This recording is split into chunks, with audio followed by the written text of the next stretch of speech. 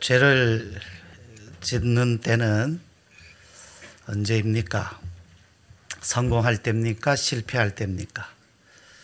여러분 생각에 사람이 죄를 짓기 쉬운 때, 타락하기 쉬운 때는 성공할 때일까요? 실패할 때일까요? 예? 성공할 때입니까? 그러면 왜 성공하려고 그럽니까?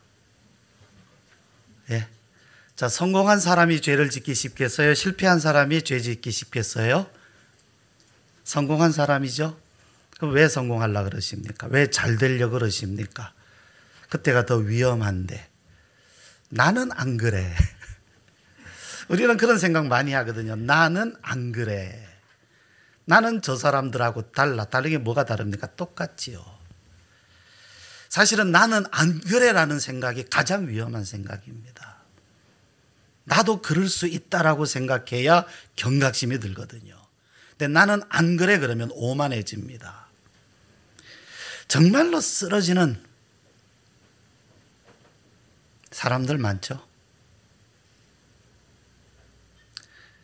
우리 한국 안에서 또 한국 교회 안에서도 정말로 엄청나게 쓰러져 가는 사람들을 우리는 봅니다. 지금 마치 타작마당에 강한 바람이 불어서 알곡과 쭉정이를 구별해내는 것처럼 지금 어마어마한 바람이 불고 있습니다.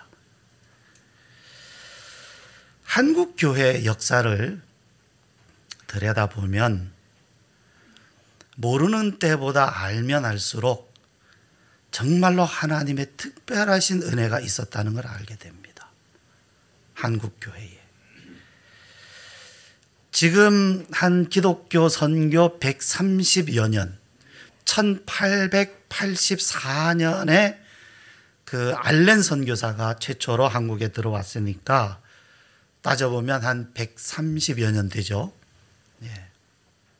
이 130여 년 이 시간 동안 이렇게 교회가 부흥하고 성장한 나라가 없습니다.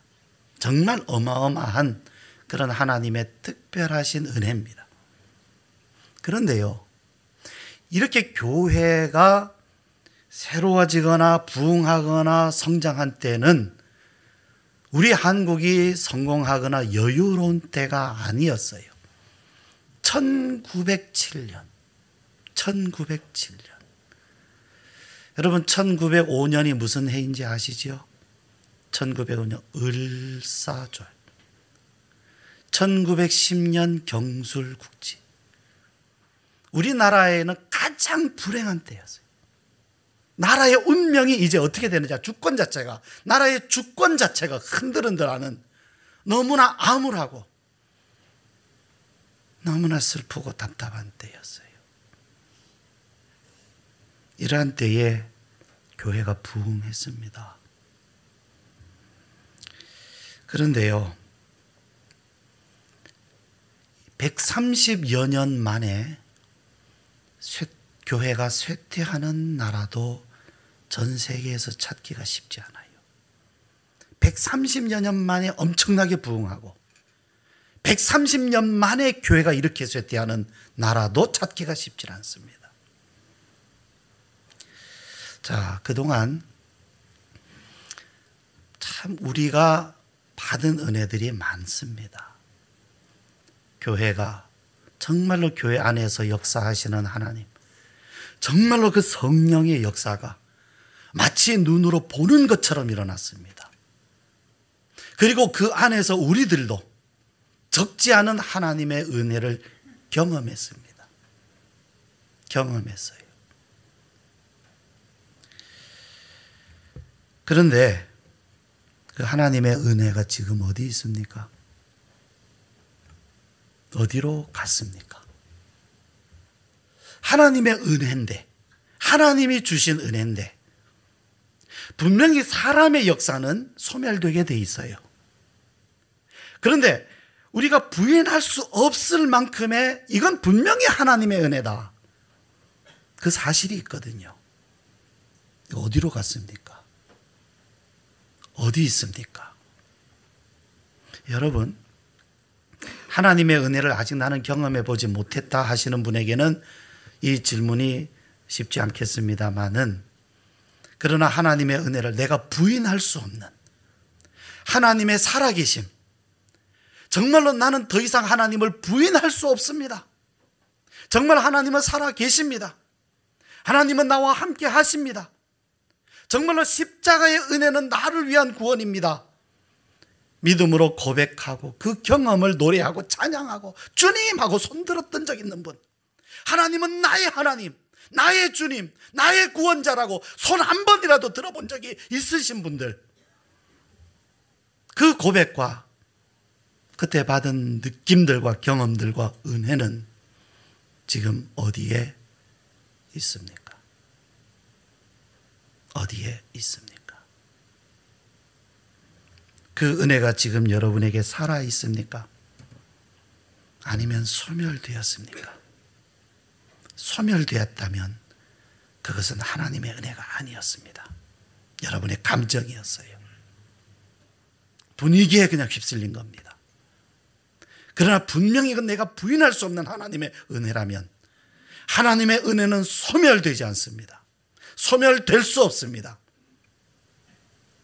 그런데 왜 우리는 지금 이렇게 이 시간을 보내야 할까요?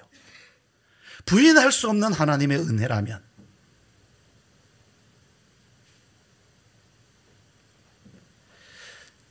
새로운 하나님의 일이 있는 것은 아닐까요? 과연 우리는 새롭게 시작되는 일이 있을까요? 여러분, 예수님의 제자들이요, 성경에 있는 예수님의 제자들이 오늘 우리들과 같은 과정을 거쳤습니다. 예수님의 제자들이 승승장구하면서 그들이 사도가 되었던 게 아니라 오늘 우리들과 같은 과정을 거쳤어요. 이런 과정이 없었던 것이 아니라 성경에 있습니다. 그런데 이러한 시간이 필요했어요. 거쳐야 했어요. 우리가 성경을 제대로 읽어야 되는 것 중에 하나는 하나님의 은혜만 받으면 무조건 만사형통돼서 모든 것이 무조건 잘 된다라고 그렇게 배우거나 그렇게 가르친 적이 있는데 아닙니다. 넘어지거나 고꾸라지거나 시험을 받거나 고난을 당하거나 사방으로 우겨쌈을 당하는 일이 있습니다. 왜 없습니까? 있습니다. 성경을 그래서 바로 봐야 돼요. 그래서 잘 되면 하나님의 은혜, 어떤 일이 잘 안 되고 어려우면 이거 내가 시험 받는 거다? 아닙니다. 그 안에서도 어려운 가운데 사방으로 우겨쌈을 당하는 일을 만날 때에도 거기에 하나님의 일이 있습니다. 과연 새로운 일이 시작될 수 있을까요? 여러분, 지금 이런 상황에서 과연 교회 안에 새로운 일이 일어날 수 있을까요? 일어날 수 있을까요? 아니면 그냥 이대로 가는 걸까요? 이대로 가는 걸까요? 여러분이 사는 동안에 교회는 이런 모습으로 그냥 가는 걸까요? 아니면 교회에 새로운 모습이 일어나게 될까요? 일어나게 될까요? 아니면 이대로 그냥 끝나는 걸까요? 여러분의 생애에서, 여러분의 삶에서 우리 은퇴하신 장로님들 이렇게 인생 끝나는 걸까요? 아니면 새로운 일이 여러분에게, 장로님에게 일어나게 될까요? 하나님의 말씀이 있습니다.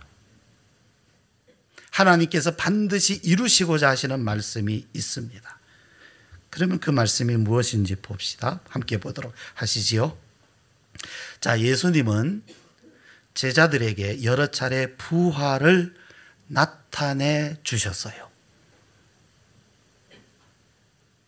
예수님은 제자들에게 여러 번 나타나 주셨어요.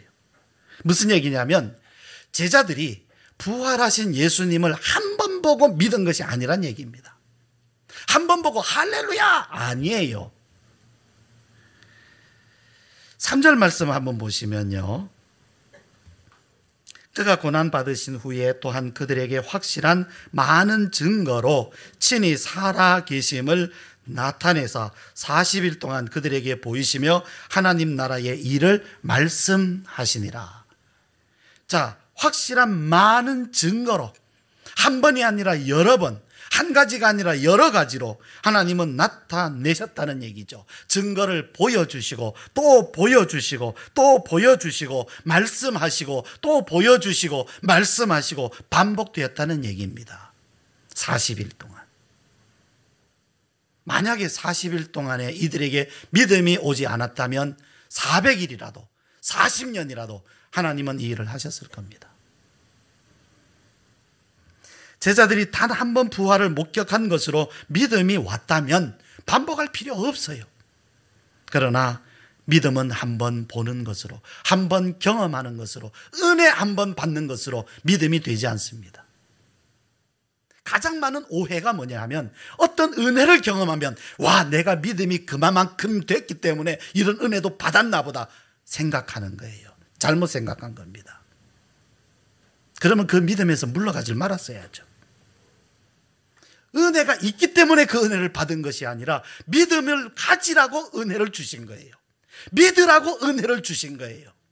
그런데 우리는 그 은혜를 받았음에도 불구하고 믿음 위에 서 있지 못한 데에 문제가 있는 겁니다. 만약에 그때 내가 믿음 때문에 은혜를 받았다면 그 믿음에서 한 발자국도 뒤로 물러갈 리가 없습니다. 물러서지 않습니다. 물러섰다는 것은 믿음 때문에 은혜 받은 것이 아니라 그 은혜를 받아서 믿으라는 거예요. 믿음을 가지라는 겁니다. 그래서 하나님은 지금도 일하고 계신 거예요. 믿음을 가지라고. 우리가 은혜를 경험한 것도 한 번이 아니죠. 한 번으로 충분하지 않습니다. 물론 성경에 보면 한 번으로 충분한 사람들도 있었어요. 그런데 우리들도 그렇고 제자들도 그렇고 한 번으로 충분하지 못했습니다. 말씀 들었어요. 그 말씀 깨달았어요. 여러분, 큐티 하시면서 말씀 깨달으신 적이 있습니까? 늘 그렇게 되지는 않지만 어느 날 말씀을 읽다 보면 와, 이 말씀이 이런 말씀이구나. 야, 이게 내 지혜로 된 거 아니야. 이건 분명히 성령님이 내게 알려주신 것이야. 와, 말씀이 풀어지네. 하나님의 은혜입니다. 하나님의 은혜예요. 그게 사람의 지식으로 되는 게 아니거든요. 기도 응답 받아보신 적 있습니까? 여러분, 기도 응답 받아보신 적 있으세요? 믿음이 좋아서 받았습니까? 믿으라고 응답해 주신 걸까요? 예? 우리는 믿음이 좋아서 응답받은 줄 알아요. 내가 기도 열심히 해서 믿음이 좋아서 응답받는 줄 알지만 반대예요. 믿으라고 응답해 주신 거예요. 믿으라고. 성령의 은사 맛보신 적이 있습니까? 성령의 은사를요. 네. 성령의 감화 감동 받아보신 적이 있습니까? 저는 6살 때 치유의 경험이 있습니다. 6살 때. 참 나이 어릴 때죠. 그때 제가 무슨 신앙이 있겠습니까? 무슨 믿음이 있겠습니까?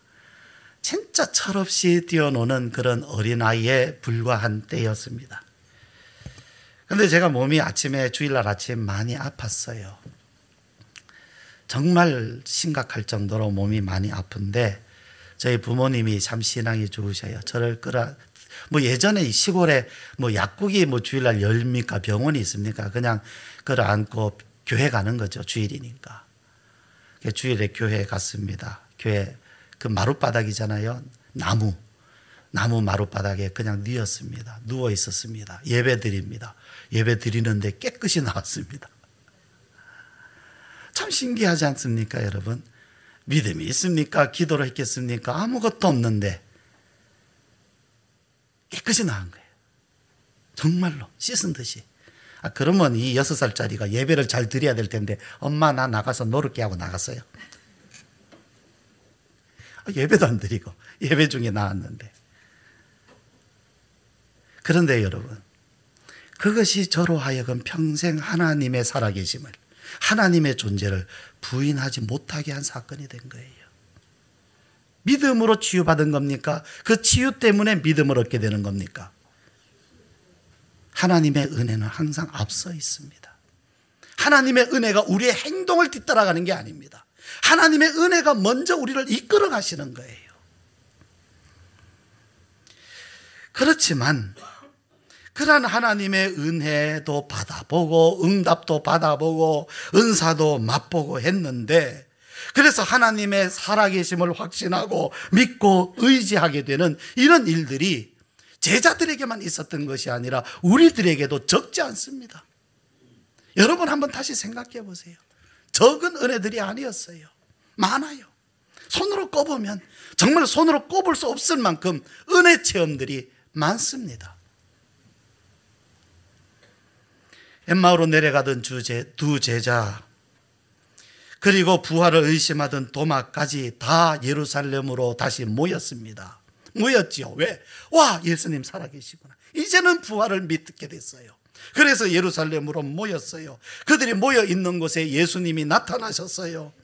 그래서 제자들은 더 이상 예수님의 부활을 의심하지 않게 되었습니다.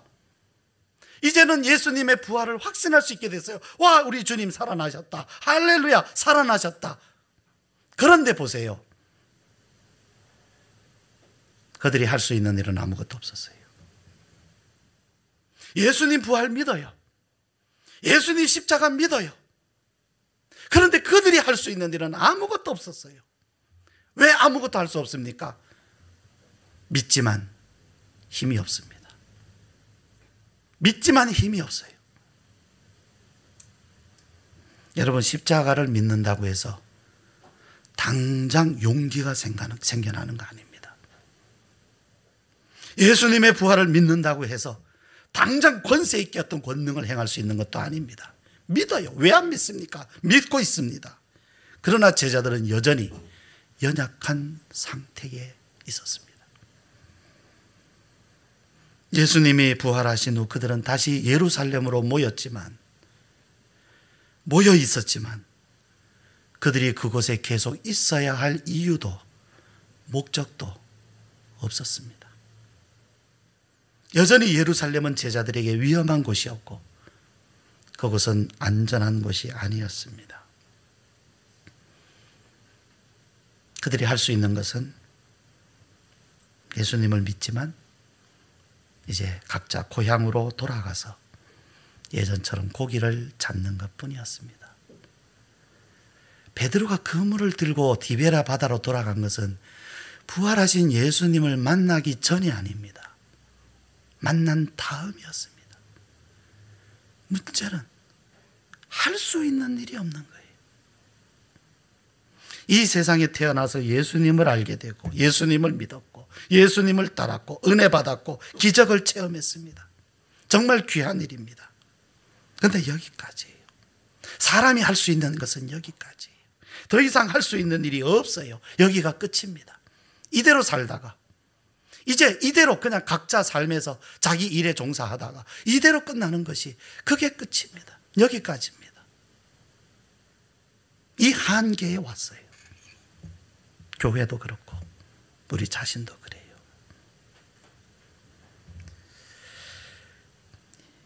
여기가 끝입니다. 그런데 주님은 여기가 끝이 아니에요. 주님은 그 다음이 주님께 있어요. 새로운 시작이 있습니다. 그리고 우리들도 이제 이 새로운 시작으로 주님은 나아가게 하십니다. 우리는 못 나가는데 지금까지는 우리가 왔어요. 내가 왔어요. 영차 열심히 죽도록 충성하자. 여기까지 우리가 왔어요. 그런데 이제 못 나가고 있는 거예요. 여기가 끝이에요. 열심히 더 해보려는 사람들은 있지만 여기가 끝이에요. 열심히 해도 아마 더 많이 못 나갈 겁니다. 여기가 끝이에요. 사람이 모여서 여기까지 왔어요. 그러나 그 사람들의 모임 속에서도 주님은 함께해 주셨어요. 그러나 지금부터는 주님이 앞장서서 끌고 가주십니다. 이제는 이 일이 우리에게 남아있는 거예요. 여기까지는 사람이 왔어요. 어쨌든 주님이 함께해 주셨지만 우리 사람이 왔어요. 그런데 지금부터는 사람이 못 갑니다. 이제는 주님이 앞장서서 우리를 데리고 가주시는 한 가지만 남아있어요. 바로 이때에 예수님께서 제자들에게 말씀하셨습니다. 예루살렘을 떠나지 말고 아버지의 약속하신 것을 기다리라. 베드로가 고백했잖아요. 내가 죽는 데까지 주님을 따라가겠습니다. 못 따라갔죠. 근데 이제부터는 베드로가 주님을 따라가는 것이 아니라 주님이 베드로를 데리고 가시는 일이 남아있는 겁니다. 4절 말씀 우리 다시 한번 읽으실까요? 같이 읽죠. 시작. 사도와 함께 모이사 그들에게 분부하여 이르시되 예루살렘을 떠나지 말고 내게서 들은 바 아버지께서 약속하신 것을 기다리라. 무엇을 기다리라고요?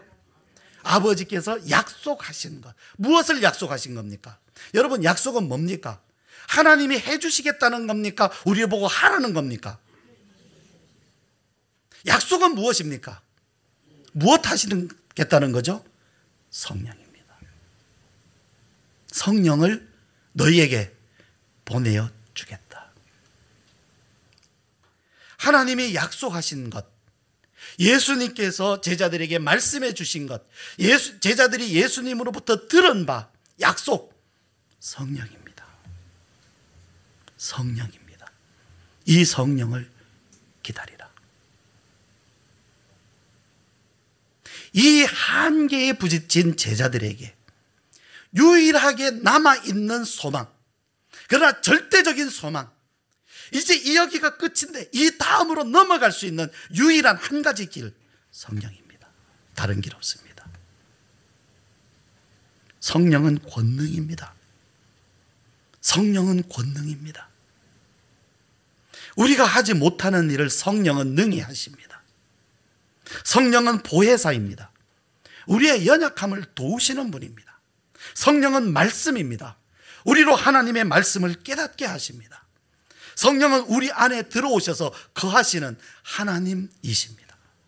우리 안에 들어오셔서 2000년 전 예수님은 육신으로 이 땅에 오셔서 사셨지만 성령님은 이제 우리 안에 들어오셔서 사시는 영원토록 함께 계시는 하나님이십니다. 이 성령을 우리에게 보내주겠다. 우리가 어디 가서 성령을 모셔오겠습니까? 우리가 어디 가서 성령을 모셔오겠어요? 근데 하나님이 약속하신 거예요. 내가 성령을 너희에게 보내주겠다. 그러면서 우리가 해야 될 일을 말씀해 주셨어요. 성령을 기다려라. 기다려라. 기다려라. 여러분, 성령이 아니라면 확실히 여기가 끝입니다. 이대로 살다 가는 것밖에 없습니다.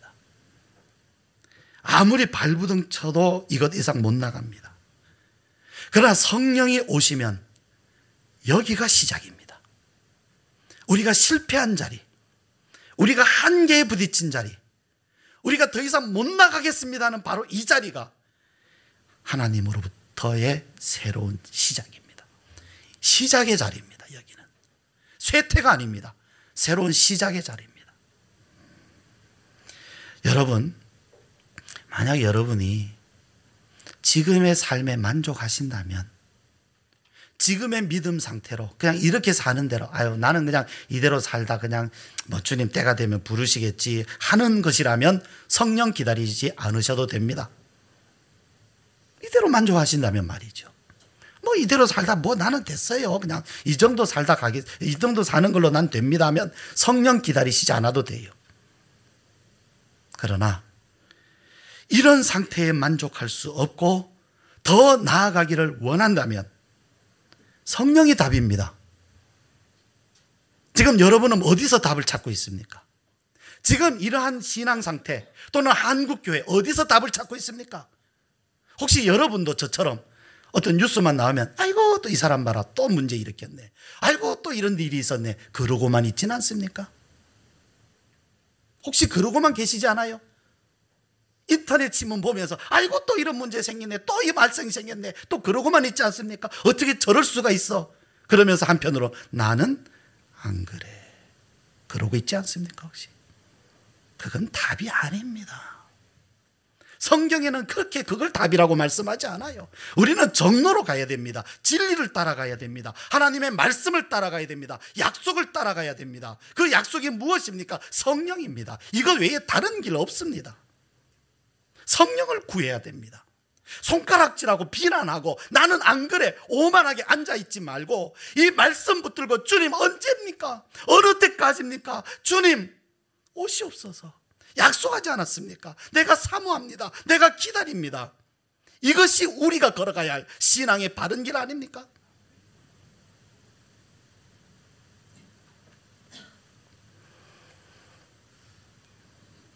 그러면 예루살렘은 어디입니까?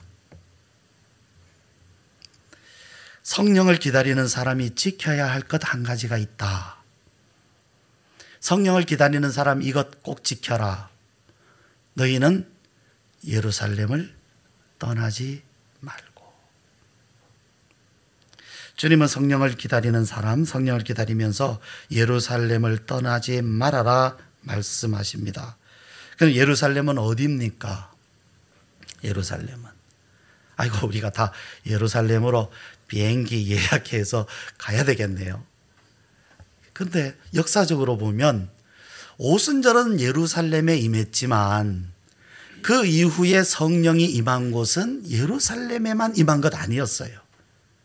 그렇다면 어떤 지리적인 예루살렘뿐 아니라 하나님께서 성령으로 임하시는 영적 예루살렘이 있다라는 것 아닙니까? 말하자면 1907년 원산에 성령이 임하고 평양에 성령이 임했다면 거기가 예루살렘이죠. 오늘 우리가 기도하는 자리에 성령이 임한다면 그곳이 예루살렘이 되는 겁니다. 그죠?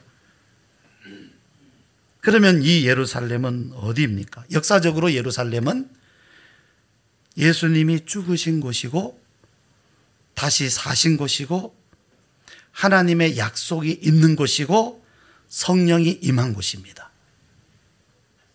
그러므로 제자들은 성령을 보내주시겠다고 약속하신 말씀, 이 말씀 붙들고 기도하는 자리, 그곳이 바로 예루살렘이었던 거죠. 그럼 오늘 우리들에게 있어서 이 예루살렘은 바로 이 약속하신 말씀, 그리고 우리가 은혜 받은 자리입니다. 우리가 지금까지 십자가를 알게 되고 십자가를 믿게 되고 부활의 은총을 알게 되고 하나님의 능력을 경험하게 되고 예수님과 함께 경험한 그 자리들, 예루살렘입니다. 첫 번째, 하나님의 약속이 선포된 곳, 바로 예루살렘입니다. 성령을 보내주시겠다고 하나님께서 약속하신 이 약속의 말씀, 이 말씀을 붙들고 사는 것이, 이 말씀을 붙들고 사는 것이 예루살렘에 있는 것입니다. 두 번째, 내가 주님을 만난 자리, 주님의 죽으심과 다시 사심을 경험했던 자리, 예수님의 구원하심을 내가 믿은 그 자리, 그 믿음, 그 마음의 자리, 그 믿음을 내 마음속에 간직하고 있어야 됩니다. 세 번째, 내가 은혜 받은 자리, 하나님을 경험했던 자리, 기도의 응답을 받았던 자리가 바로 예루살렘입니다. 여러분, 우리가 과거에 받았던 은혜의 경험들은 아주 소중합니다.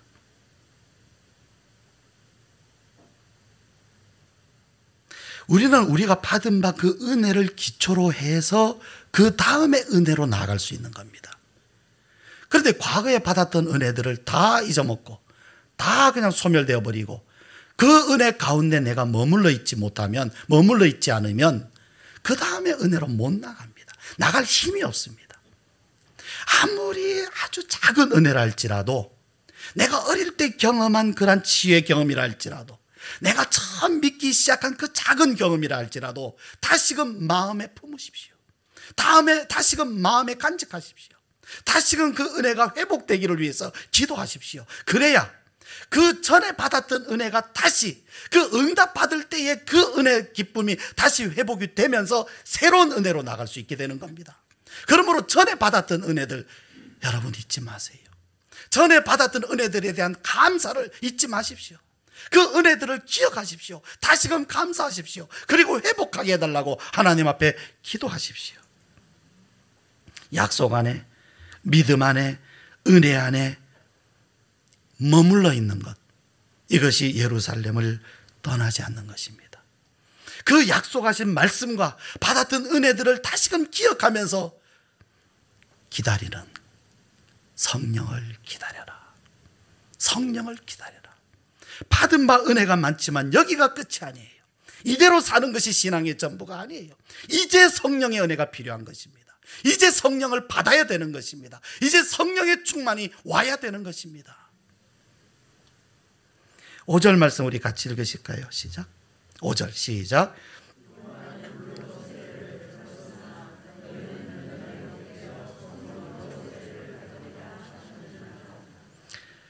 제자들이 성령 받기에 합당한 심령이 딱 되니까 그 시간은 오래 걸리지 않았습니다.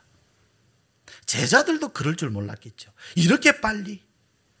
여러분, 우리의 심령의 밭, 마음의 밭이 준비만 되면 성령은 멀리 계시지 않습니다. 결코 멀리 있지 않습니다. 세상이 어두워지면 어두워질수록, 교회가 어지럽고 힘들면 힘들수록 사실 성령은 더 가까이 있습니다. 교회가 부흥하고 성장할 때가 아니고요, 오히려 교회가 마치 소멸되는 것처럼, 쇠퇴하는 것처럼, 우리의 신앙이 너무 잠잠한 것처럼, 쇠퇴하는 것처럼, 마치 실패한 것처럼 느껴질 때가 오히려 성령은 더 가깝습니다. 더 가깝습니다. 믿으시는 분이 거의 없으신 것 같아요. 이럴 때는 믿으시면 아멘 하십시오. 하나님의 말씀을 다시금 여러분 주목해서 보세요. 으쌰으쌰 잘 된다 할 때 오히려 성령 멀리 있었습니다. 한국 교회 역사를 여러분이 더 들여다보실 수 있다면 들여다보십시오. 야, 된다, 잘 된다 할 때 교회는 하나님으로부터 더 멀리 있었어요. 어느 개척교회 목사님이 개척을 했는데, 이거는 교회 문제가 아니라 생존의 문제가, 먹고 사는 문제가 심각한 거예요. 하루 먹을 양식도 구하기가 어려운 거예요. 개척하신 목사님이. 그러니까 이분 하시는 고백이 뭐냐 하면, 목회 문제가 아니라 이제는 신앙의 근본을 가지고 싸우게 된다. 내 신앙의 근본에 대한 질문을 던지게 된다. 내가 정말 하나님을 믿는 사람인가?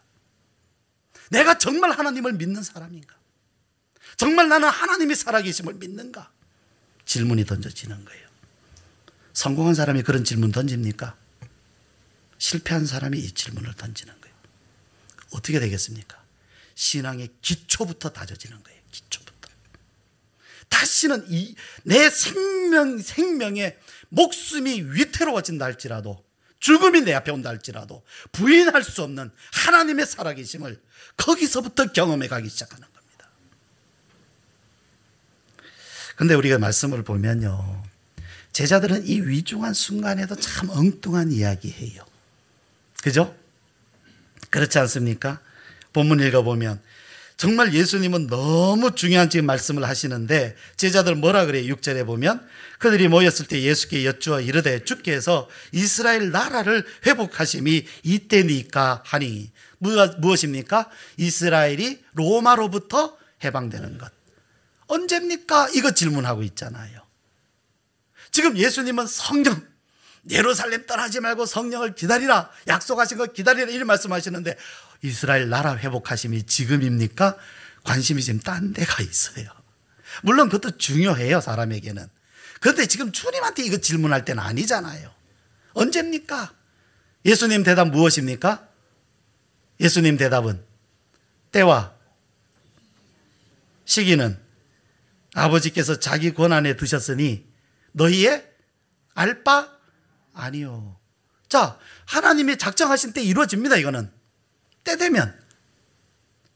이건 하나님의 주권 안에 있어요. 그러나 그 때가 언제인지 너희가 지금 그거 관심 가질 때는 아니다. 그 다음 말씀이 뭡니까? 너희 알 바 아니요. 그 다음에요? 8절 맨 앞에 단어가 뭡니까? 오직.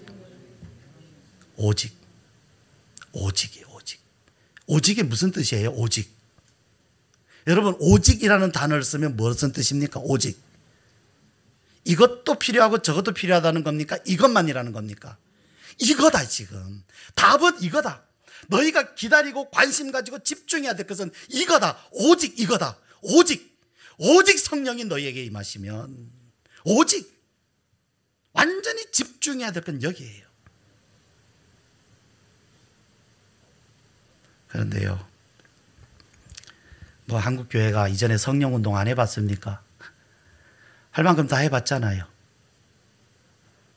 그죠? 그래서 어떻게 합니까? 은혜 받을 만큼 우리 다 받아봤어.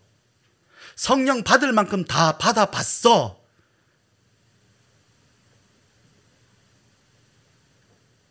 그래서 성령을 구하지 않아요. 왜? 받아봤다는 거예요. 이제 구해야 될 것이 성령입니다.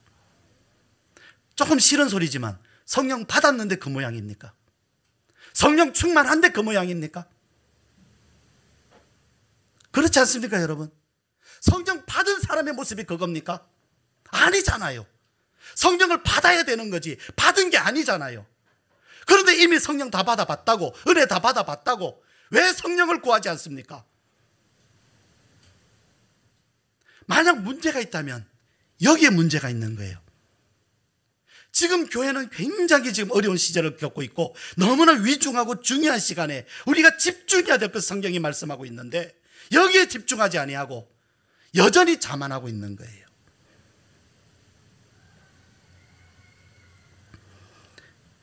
지금 교회가 정치에 관심 가질 때입니까? 세상 권력을 추구할 때입니까? 조직을 만들 때입니까? 단체를 만들 때입니까? 집중해야 될 건 여기에 있지 않습니까? 여기에 우리의 생명이 있고 우리의 남은 생애가 여기에 달려있지 않습니까? 아름다운 교회 성도님 여러분, 저는 여러분이 아름다운 교회 교인인데 분명하게 여러분이 아름다운 교회 성도가 되어야 될 분명한 목적을 말씀드리겠습니다.